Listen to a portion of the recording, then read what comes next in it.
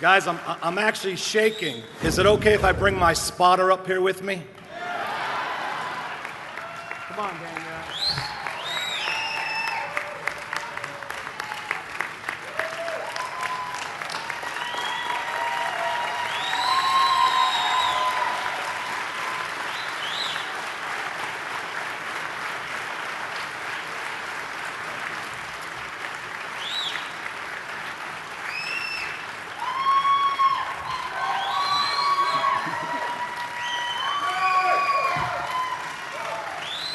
Well, guys, I don't even know what to say. I'm speechless and humbled.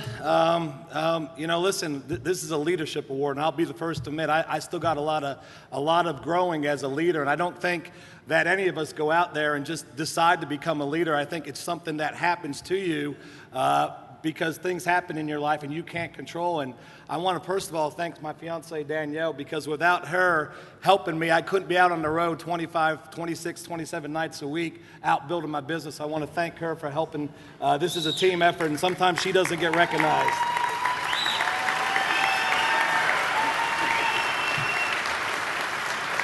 Guys, the next thing I want to talk about is just leadership. You know, one of the reasons I'm in Ambit is because of the leadership of this company. And I just, the last couple of days getting to watch Chris and Jerry and some of the field leaders, I'm just speechless. But let me tell you a little bit about how I think I started to evolve in a leader. And again, guys, there's some great leaders in this room, and I've got a lot of work to do, and I'm looking forward to becoming a better leader.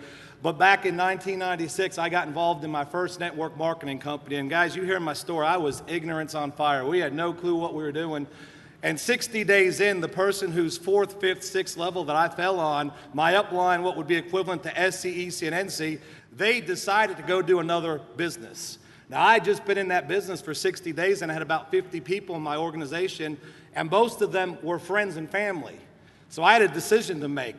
Do I abandon the company that I believed in and go do something else? Or do I stick it out and do the best I can because I felt commitment to the people I brought in?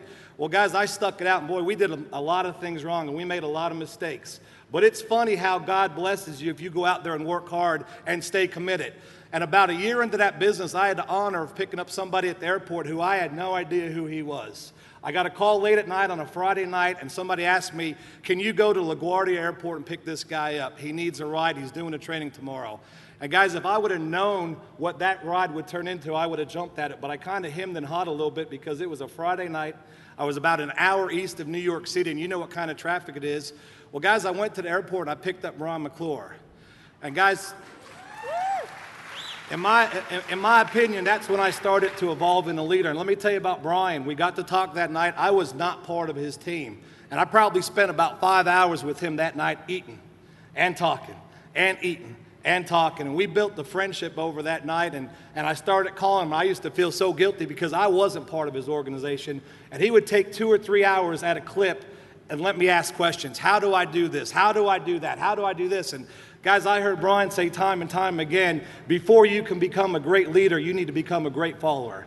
And I was like a sponge to this man. I could never pay him back for what he did to help me.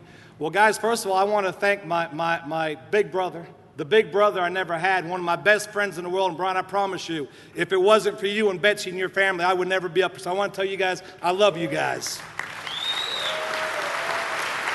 Thank you, guys.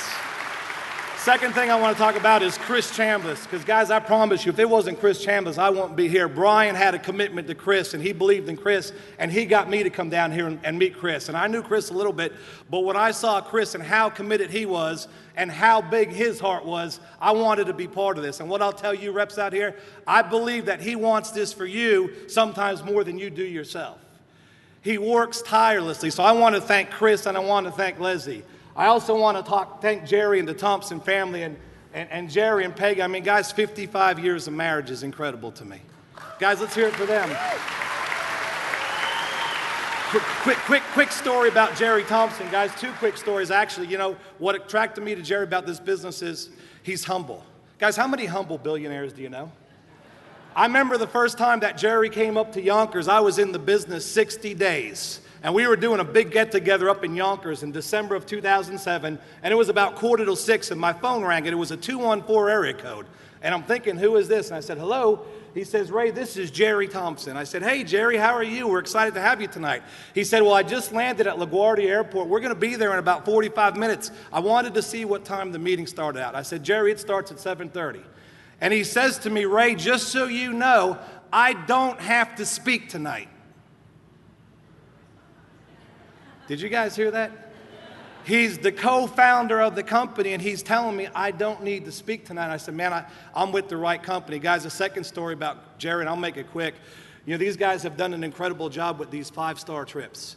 And we had the pleasure of going down to Punta Mita, Mexico for the first trip a couple months ago. And I'll never forget it. There was a whole group of us hanging out by the pool in the sun, drinking pina coladas, and I'll never forget it. What it told me was how focused Jerry Thompson was, because we sat there drinking and having a good time, and I watched this man swim laps and swim laps and swim laps. I was sweating and getting tired watching them. But guys, you need to realize who's running this company and just how focused and how big their hearts are. So first of all, I want to thank Chris and Jerry. And guys, I'll make this real quick. You know, I got to come down early and listen I got to come down early and listen to Brian and do that training, the seven things of highly effective ambit consultants. And there was some great information in there. And I just started thinking about 3 things that you really need to do to take your business to the next level and become a great leader in this company that I need to work on. And the first thing I'm going to tell you is, guys, you need to be excited about this business. Don't be negative. You know, if you're down here and you're an SC and you're an EC and you didn't get the things that you wanted from this business, you need to get a reality check about the opportunity you got here. Let me tell you why. I turned on the news last night. I heard out that 216,000 more people lost their jobs in August. The unemployment rate is up to 9.7% in our country. Almost 1 out of every 10 Americans is jobless right now. And we just got a $100,000 or a $50,000 or a $30,000 raise. What do we have to be negative about? Guys, here's another reality check for you. I was in the telecom business for 6.5 years, built a pretty good organization. The next company I was with, 4 years. You know why I was in network marketing? I want to build the residual income. In the 10.5 years that I was in those 2 companies, my Ambit Energy residual income in 21 months has taken my number 1 check in residual into telecom, my number 1 check in the second business. If you combine them, my Ambit residual income is now double those checks together. So guys, what do we have to be negative about? 2 more things quick. I'll go real quick. I sound like Norbert up here, and guys, I apologize. But I want to get my point about. Guys, you need to treat everybody in Ambit like they're part of your team. Because listen, we all are part of Chris and Jerry's team. You know what kills me? When somebody in my team says, I went over and I spoke to an EC down here, and that EC told me to go talk to his upline EC, he won't help them. Or when we send somebody to a meeting and they tell them, well, you're not part of my team, I won't help you. Guys, let me ask you this question. If Brian McClure told me 12 years ago that he wouldn't help me and I wanted part of his team, what do you think would have changed?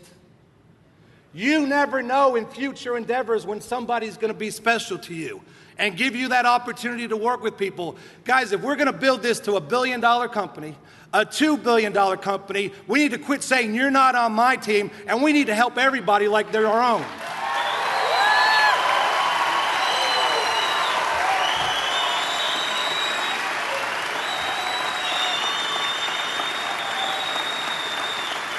And guys, the last thing I'll leave you with this business, the way that we're going to get this company to $1 billion and a $2 billion and a $10 billion company is through commitment.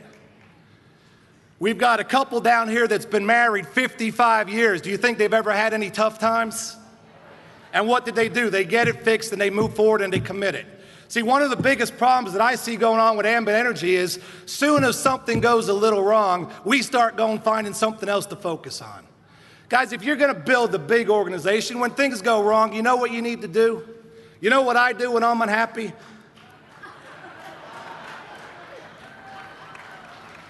What do I need to do as a leader to make it better? Guys, what we need to do is if you're out there doing another network marketing, if you're here today, if you're out there dipping in another network marketing, ask yourself this, is that what's best for your Ambit Energy business? Is that what's best for your team as a leader? If you're out there selling coffee, if you're out there selling chocolate, do me a favor, get your head straight and leave that to Starbucks and Hershey's and go take advantage of this $100.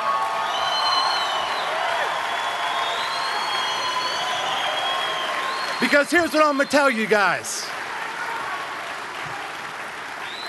With what they put on the table for us today with this $100,000 and $50,000 and $30,000, you know what I'm going to do? I'm going to go home and relax, and I'm going to figure out what I need to do and what we need to do as improve as leaders. And we're going to go out there and we're going to find other great people who want to go where we're going, and we're going to do our best to help them get there, whether they're on our team or on your team. Guys, thank you very much. We appreciate it.